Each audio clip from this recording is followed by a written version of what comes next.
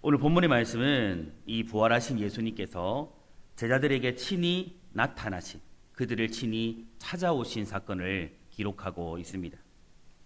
안식 후 첫날 이 막달라 마리아가 무덤에 가서 돌이 무덤에서 옮겨진 것을 확인하고 제자들에게 달려가서 사람들이 이 주님을 무덤에서 가져다가 어디 두었는지를 알지 못하겠다라고 그런 이야기를 하게 됩니다. 베드로와 요한은 무덤으로 급히 달려가서 이 세마포와 또 예수님이 둘렀던 이 두건을 놓고 이것만 놓여져 있는 빈 무덤을 발견한 채 그냥 돌아오게 됩니다. 그러나 그들은요, 이 빈 무덤을 보고 왔으나 예수님이 다시 살아나셨다라는 그런 생각은 전혀 하지 못한 채 자신들의 집으로 그냥 돌아간 겁니다. 제자들은 돌아갔고 마리아는 이 빈 무덤에서 그냥 예수님의 시체마저 사라진 그 사실을 알고 슬피 울고 있었습니다. 그때에 그곳에 누가 찾아오셨을까요? 바로 부활하신 예수님께서 이 빈 무덤에서 슬퍼하는 이 마리아를 찾아오셔서 그를 먼저 만나 주십니다. 마리아는 이 부활하신 예수님을 만나고 기쁜 마음과 흥분된 마음을 가지고 이 제자들에게 달려가서 자신이 부활하신 주님을 만났고 이 부활하신 주님을 보았다라고 증거하였습니다. 그러나 이 막달라 마리아를 통해서 부활의 소식을 들었고 예수님이 다시 살아나셨다라는 것을, 이 부활의 주님을 자신이 만났다라는 이 이야기를 들었음에도 불구하고 제자들은요, 이 사실을 믿지 못해요. 그리고 두려움 가운데 사로잡힌 채 있었습니다. 그들은요, 안식 후 첫날 저녁에 곧 예수님께서 부활하신 날 저녁 때에 유대인들을 두려워해가지고 자신들이 있는 그 집안의 문을 꽁꽁 닫고 있었습니다. 그들은요, 예수님을 죽였던 이 유대인들, 그 수많은 권세자들, 그리고 수많은 종교의 지도자들이 자신들까지 죽일지 모른다라는 그 생각 때문에 문을 꽁꽁 걸어 잠그고 두려움 가운데 떨고 있었던 겁니다. 그때에 이 두려움에 사로잡혀 있는 제자들 속으로 누가 찾아오셨을까요? 바로 부활하신 주님께서 이 마리아를 찾아와 그를 만나 주셨던 것처럼 오늘 두려움 속에 떨고 있는 이 제자들을 찾아오셔서 그들을 친히 만나 주신 거예요. 그리고 제자들에게 이렇게 말씀하시죠. 두려움 가운데 사로잡혀 있는 그들을 향해서 너희에게 평강이 있을지어다. 그렇게 말씀하세요. 예수님은 두려워하는 자들에게 평안을 주시는 분입니다. 아파하는 자들에게는요, 위로를 주시는 분이에요. 그리고 병든 자가 있다면 그를 치유하시는 분이 누구냐면 바로 3일 만에 부활하신 주님이라는 거죠. 부활하신 주님을 만나면 여러분, 우리 안에 어떤 일이 일어날까요? 우리가 부르는 어떤 한 찬양의 가사처럼 우리가 평안을 얻게 되고 병든 몸이 튼튼해지고 빈궁한 삶이 부유해지며 슬픈 마음이 위로를 받고 인생의 풍파는 잔잔해지고 실망한 몸은 힘을 얻고 멸망의 포구에서는 헤어 나오는 역사가 일어나게 되는 거예요. 누구를 만날 때입니까? 부활의 주님을 만날 때입니다. 예수님께서요, 너희에게 평안이 있을지어다라고 말씀을 하시면서 제자들에게 본인이 친히 못 박혔던 그들의 손과 또 창으로 찔렸던 이 옆구리를 보여주실 때에 제자들은요, 그때에서 주님인지를 알아보고 그 마음에 기쁨이 일어나기를 시작합니다. 그때부터 예수님의 부활을 믿지 못했던 이 불신앙에서 벗어나서 온전한 믿음을 갖기 시작했고 슬픔과 공포는 떨쳐버리며 그들 안의 슬픔은 기쁨으로 바뀌고 두려움은 평안으로 바뀌어지게 된 겁니다. 오늘 부활하신 주님께서 제자들을 찾아오셔서 그들을 만나 주셨던 것처럼 오늘 우리도 이 부활의 새벽 그 주님을 만나기를 축복합니다. 부활하신 주님을 제자들이 친히 찾아오셔서 그들에게 주신 선물이거든요. 그냥 찾아오신 게 아니라 그들을 찾아오셔서 주신 선물이 있어요. 오늘 이 새벽 우리가 이 말씀을 나눌 때에 제자들을 찾아오셔서 부활하신 주님께서 그들에게 주신 그 선물을 우리 모든 성도님들 또한 받고 돌아가는 이 새벽 되기를 주님의 이름으로 축복합니다. 그 부활하신 주님이 제자들을 찾아오셔서 주신 첫 번째 선물은 무엇이냐면 평안을 선물로 주셨습니다. 세상으로 나아갈 앞으로 이제 예수님이 성천하시고 난 이후에 이제 예수님께서 부여하셨던 그 사명을 가지고 앞으로 세상을 나아가서 예수님의 십자가와 이 부활의 복음을 선포하고 증거해야 될 이 제자들에게 부활의 주님은요 찾아오셔서 가장 먼저 그들에게 주신 선물은 무엇이냐면 평강입니다. 평강. 오늘 본문 19절에 이렇게 말씀하고 있습니다. 이날 곧 안식 후 첫날 저녁 때에 제자들이 유대인들을 두려워하여 모인 곳의 문들을 닫았더니 예수께서 오사 가운데 서서 이르시되 너희에게 평강이 있을지어다. 아멘. 근데 여러분 신기하지 않습니까? 지금 제자들이 있는 이곳에 제자들은요 문이란 문과 창문이란 창문은 다 어떻게 했을까요? 다 걸어 잠궜어요. 꽁꽁 다 잠궜어요. 근데 예수님이 그것을 어떻게 들어오셨을까요? 신기하지 않으세요? 예수님이 문을 활짝 열고 들어오셨을까요? 아니면 창문을 통해 들어오셨을 거예요? 아니에요. 이 부활하신 주님은 영이셨기 때문에 그냥 그 공간을 관통하여 그곳에 나타나신 거예요. 예수님께서요 이 십자가에 죽으신 이후에 제자들은요 유대인들을 두려워했습니다. 자신들이 자주 모인 장소에 이 두려워함으로 말미암아 모든 문들을 굳게 걸어 잠그고 있었습니다. 여러분 여기서 문을 굳게 닫았다라는 것은요 모든 문들을 하나도 남김없이 닫았다라는 뜻을 가지고 있습니다. 여러분 이러한 장면은요 제자들이 자신들의 신변에 대해서 목숨에 대해서 얼마나 지금 염려하고 두려워하고 있는지를 잘 보여주고 있는 겁니다. 이런 상황 가운데 예수님께서 그들을 찾아오신 거예요.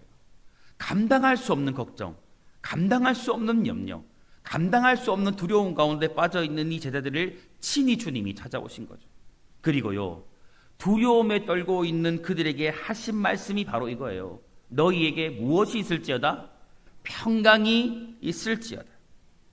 예수님께서 부활하신 후에 제자들을 찾아와서 가장 먼저 선물로 주신 것이 바로 이거예요. 평강입니다. 평강.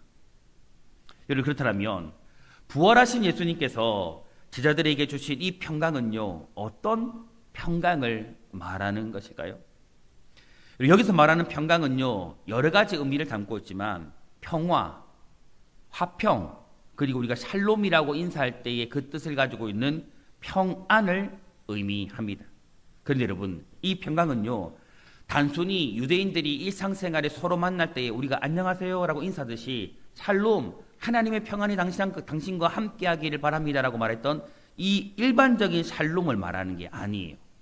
여기서 말하는 평강은 하나님과의 온전한 관계를 회복함으로 이루어지는 평강을 이야기합니다.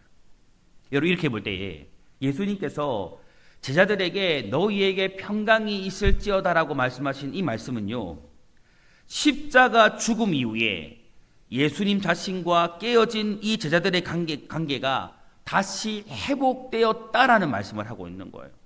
그들은 예수님의 십자가에 못 박히시자 다 어떻게 했어요? 절대 주님 부인하지 않겠습니다. 다른 사람은 다 떠나도 저는 떠나지 않겠습니다. 다른 제자들도 절대 우리는 주님을 버리고 도망가지 않을 것이라고 말했던 모든 제자들이 어떻게 했습니까? 주님 버리고 도망가 버렸고 허장담했던 베드로조차 예수님을 부인하고 도망가 버렸습니다. 그로 인해서 그들은요 예수님과 관계가 깨어져 있었거든요. 주님과 마음이 깨어져 있었거든요. 그런 제자들을 향해서 주님이 이렇게 말씀하고 있는 거예요. 너희와 나의 깨어진 이 관계가 다시 어떻게 되었다? 회복되었다라고 주님이 선포해주고 있는 겁니다. 즉 예수님은요 자신의 십자가 죽음 앞에서 예수님을 버리고 도망함으로 예수님과의 깨어진 그 관계를 다시 뭐 하신 거예요? 말씀으로 회복시켜 주신 거예요. 그들에게 평강을 선물로 주시며 너와 나의 관계가 다시 회복되었다라고 선포해 주신 거죠. 예수님은 지금 제자들에게 예수님과의 관계 회복, 그리고 이 관계 회복을 통해서 이루어지는 마음의 평안, 삶의 평안, 영적인 평안을 주고 계신 거예요. 주님과의 관계가 깨어져 있는 사람은요, 그 마음에 찾아오는 것이 무엇이냐면 두려움이에요. 주님을 잃어버리면 두려움이 찾아와요. 걱정이 찾아옵니다. 마음에 염려가 찾아오게 되는 것이죠. 그러나 여러분, 분명한 것은 무엇이냐면요, 이 부활의 주님을 만난 사람은, 부활의 주님을 만나게 되면 그로 말미암아 주님과의 관계가 회복되어지면 우리 가운데 분명하게 임하는 한 가지의 은혜가 있어요. 그게 무엇일까요? 평안입니다. 놀랍게도요, 주님을 만난 사람들에게, 특별히 부활의 주님을 만난 사람들에게 가장 먼저 임하게 되어진 은혜는 무엇이냐면 평안해지는 거예요. 어떻게 말로 다 표현할 수 없는 내면의 평안이 임해요. 영적인 평안이 임해요. 삶의 평안이 찾아오게 되는 겁니다. 예수님께서 이 제자들에게 주신 이 평강은요, 이후에 이들의 삶을 어떻게 바꾸어 놓느냐면, 제자들로 하여금 닥쳐오는 모든 환난과 어려움을 두려워하지 않게 만들어요. 부활의 주님을 만나고 나니까 환난이 있어도 어려움이 있어도 고난이 찾아와도 두렵지 않은 거예요. 왜요? 부활의 주님이 나와 어떻게 하기 때문일까요? 함께 하시기 때문입니다. 그러므로 모든 환난이나 어려움이나 고난들을요, 이기게 하는 능력을 소유하게 되었던 겁니다. 성도 여러분, 부활하신 예수님께서 주시는 평강을 얻을 때에 우리는 이 제자들처럼 우리 앞에 닥쳐오는 세상의 모든 환난이나 어려움들이나 고난 앞에서 두려워하지 않게 될 거예요. 진정 부활의 주님을 만나게 되어지면, 이 부활의 주님이 우리 안에 충만해지면 우리는 두려움을 떨쳐버리게 될 거예요. 그리고 이 모든 것들을 이기고 승리하는 삶을 살아가게 되어질 것입니다. 오늘 이러한 평강이 정말 부활하신 우리 주님으로 인하여서 우리 모든 성도님들의 심령 가운데 모든 삶 위에 이 평강이 충만하게 임하기를 주님의 이름으로 축복합니다. 두 번째로 여러분, 이 부활하신 주님이 제자들을 찾아오셔서 주신 선물 두 번째는 무엇이냐면 성령을 주셨습니다. 본문 21절과 22절에 보니까 이렇게 말씀하고 있습니다. 예수께서 또 이르시되 너희에게 평강이 있을지어다. 아버지께서 나를 보내신 것 같이 나도 너희를 보냈노라. 이 말씀을 하시고 그들을 향하여 숨을 내쉬며 이르시되 뭐라고 말씀하십니까? 성령을 받으라. 부활하신 예수님께서는 제자들에게 너희에게 평강이 있을지어다라고 말씀하신 그 이후에 제자들을 향해서 숨을 내쉬세요. 숨을 내쉬시고 이렇게 말씀하시는 거예요. 성령을 받으라. 성령을 받으라.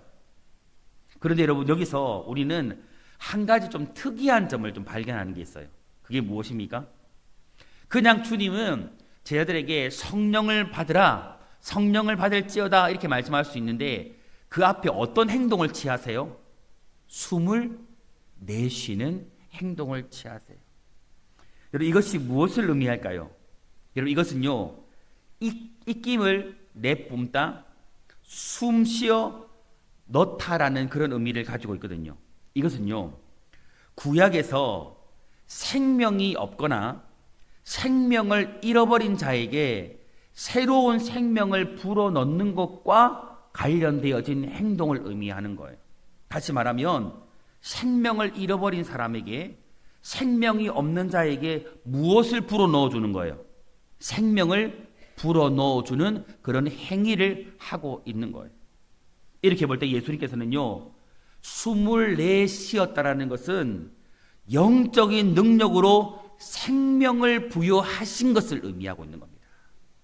그들 안에 잃어버린, 제자들 안에 잃어버린 영적인 생명을 예수님이, 부활하신 그 주님은 그들을 찾아오셔서 그들 안에 무엇을 불어넣어 주고 있는 거예요? 생명을. 영적인 능력으로 그들 안에 잃어버린 생명을 불어넣어 주고 있는 겁니다.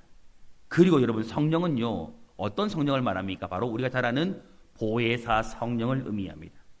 앞으로 이 보혜사 성령께서 제자들의 사역을 도와주시는 자, 좋은 자 역할을 감당해 주실 것을 말씀해 주고 있는 거예요.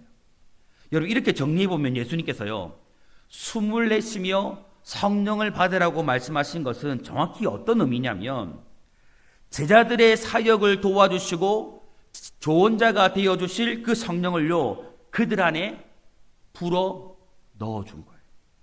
친히 불어 넣어 준 거예요. 단순히 말씀만 하고 너희 스스로가 기도해서 성령을 받아라 말한 게 아니에요.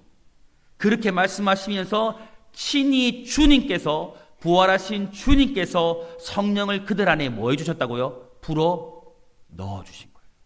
그 생명의 능력을, 성령의 능력을 그들 안에 불어 넣어주신 것이죠.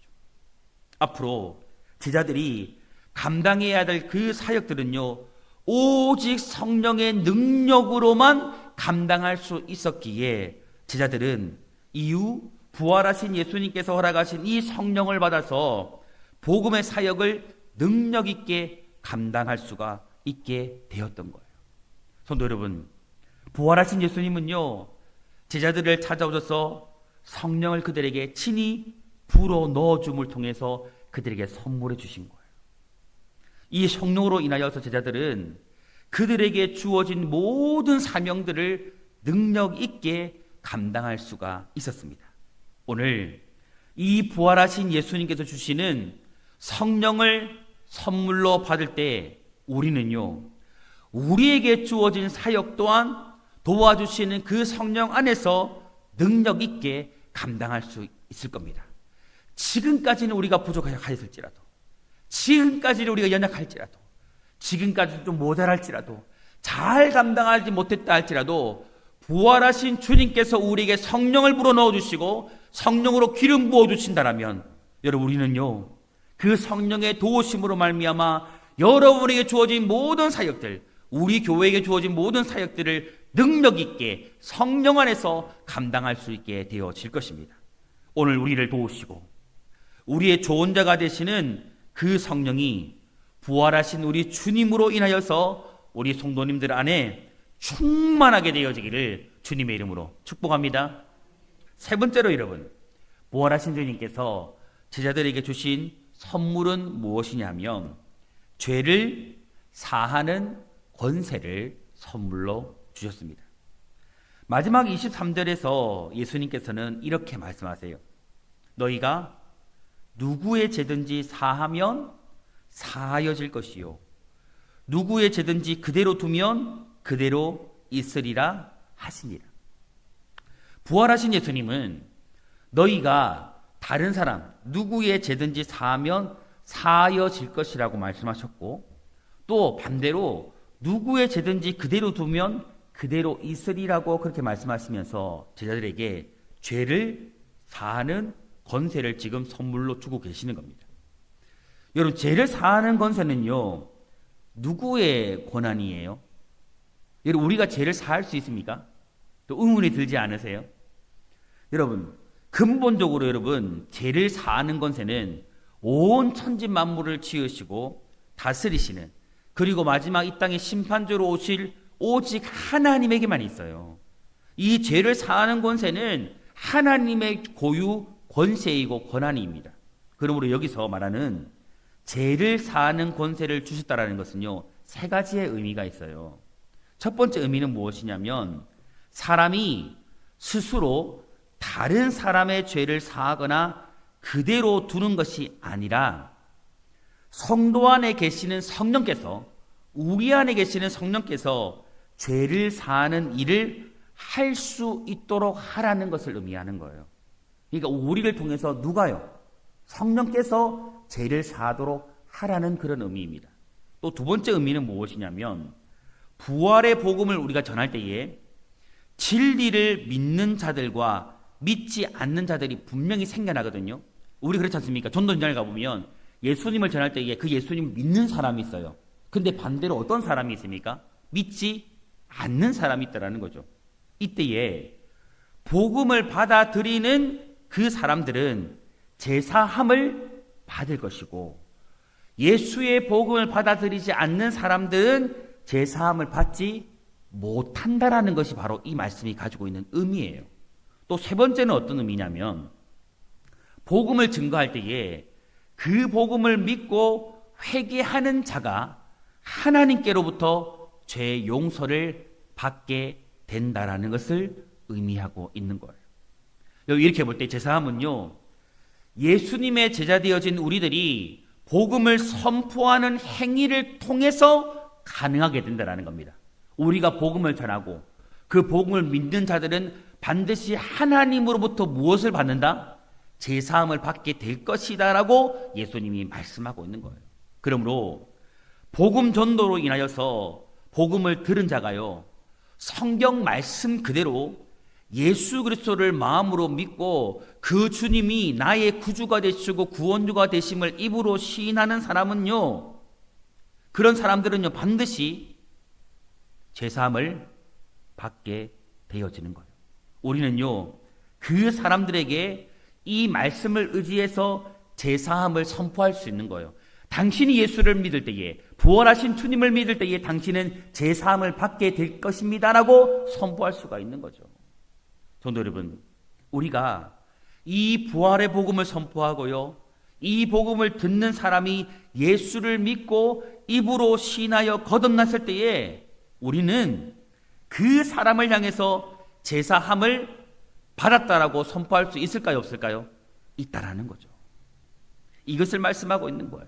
그리고 이 일은요, 교회의 목회자나 몇몇 사람이 아니라 부활의 주님으로 말미암아 구원을 받고 부활의 주님을 만나고 부활의 소망을 가진 모든 성도들에게 예수님이 주신 특권이고 선물이에요. 오늘 우리 모두가 이런 권세를 가지고 있다는 거예요. 성도 여러분, 부활하신 주님은요, 이 부활의 복음을 전하고 선포해야 할 우리들에게 죄를 사하는 권세를 선물로 주셨음을, 오늘 여러분들이 이런 선물을 지금 받았음을 믿으시기를 바랍니다. 이에 우리 모든 성도님들은 이 권세를 가지고, 죄를 사하는 권세를 가지고 죄와 사망의 권세를 이기시고 부활하신 우리 주님, 모든 사람의 죄를 사하시고 구원하시는 부활의 주님, 지금도 살아계셔서 우리 가운데 역사하시는 그 부활의 주님을 모든 사람들에게, 오늘 내가 알고 만나는 주변의 모든 사람들에게 그 주님을 선포하며 살아가는 우리 성도님들이 다 되시기를 주님의 이름으로 축복합니다. 우리 말씀을 정리하겠습니다. 사랑하는 성도 여러분, 이 죄와 사망의 권세를 이기시고 부활하신 우리 주님은요, 우리 모두에게 평안과 성령과 죄를 사하는 권세를 선물로 주셨습니다.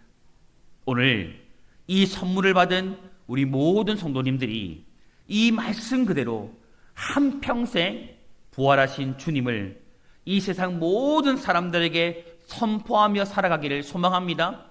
우리 주님이 살아나셨다라고, 그 부활의 주님이 당신의 소망이고 그 부활의 주님이 당신의 영원한 구원자가 되심을 날마다 선포하며 살아가는 그런 복된 삶, 우리 청농의 모든 성도님들이 살아갈 수 있기를, 살아가게 되기를 주님의 이름으로 축원합니다. 우리 한 번 더 인사합시다. 우리 주님 부활하셨습니다. 한 번 더 고백합시다. 이 부활의 주님 증거하며 살아갑시다. 이렇게 살아가기를 주님의 이름으로 축복합니다.